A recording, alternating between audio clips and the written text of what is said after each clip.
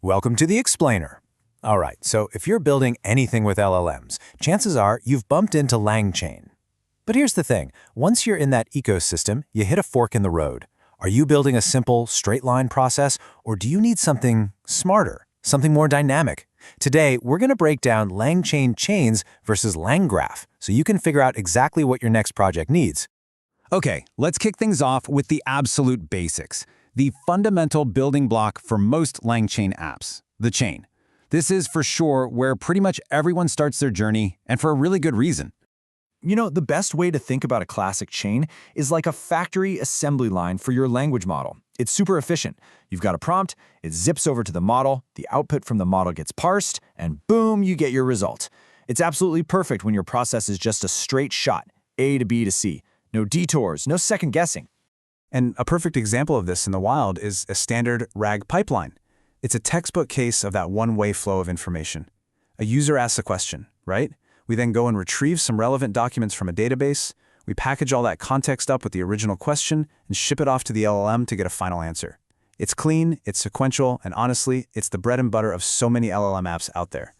Now for us developers, the best part is how ridiculously easy LangChain makes it to build these little assembly lines.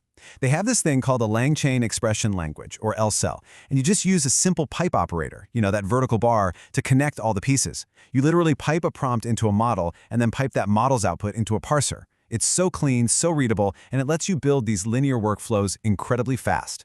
So chains are great. They're simple, they're fast, but what's the catch?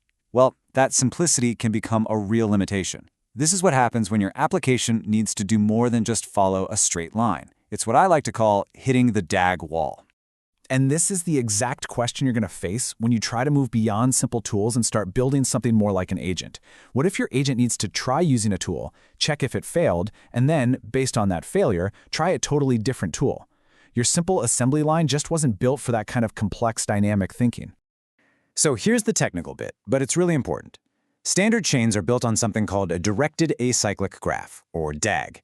And the most important word there is acyclic. It literally means no cycles, no loops. It means that data can only ever flow in one direction and it can never, ever revisit a step it's already been to. This is why things like retrying a failed API call or remembering something from way earlier in a conversation gets so tricky. The whole structure is designed to prevent that kind of back-and-forth logic.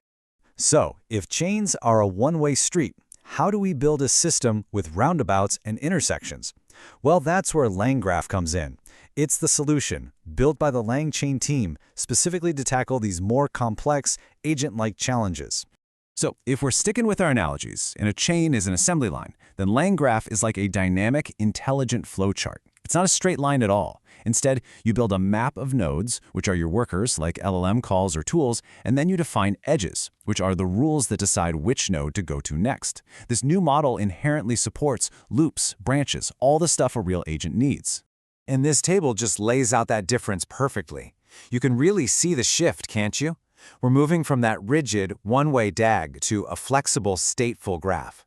We're going from a linear execution to one that can cycle and branch. It's a total paradigm shift, from a dumb assembly line to a system that can actually reason about what to do next. Okay, so how does this actually work in practice? What does LangGraph give you as a developer that lets you build these incredibly smart agents? Well, it all comes down to a few core features that give you fine-grained control over everything.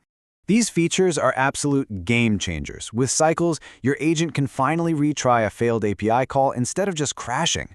With persistent state, it can actually remember what happened 10 steps ago in a conversation.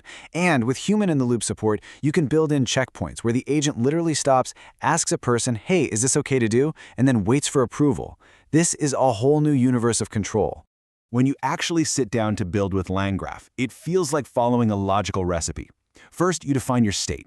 Just think of this as the application's memory that gets passed around. Then you add your nodes. These are your action takers, usually just simple Python functions that call a tool or an LLM. And finally, you define the edges.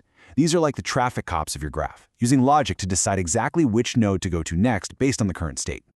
All right, let's bring it all home. The big question. How do you decide? When do you stick with a simple, clean chain? And when is it time to bring out the big guns with LangGraph? This table right here, this is basically your cheat sheet. Look, if you're building something predictable, like a standard RAG pipeline, just use an LCL chain. It's efficient, simple, and absolutely the right tool for that job. But the moment you find yourself thinking, I wish my app could make a choice here, or I needed to retry this if it fails, that's your signal. That is the exact moment you know you need to reach for LangGraph. So really, it all boils down to this one question for your next project. Are you building an assembly line designed to do one sequence of tasks reliably? Or are you architecting a brain, a system that needs to think, adapt, and operate in a loop? Answering that question will tell you exactly which framework to choose from the start, and it'll help you build much more powerful and truly intelligent applications.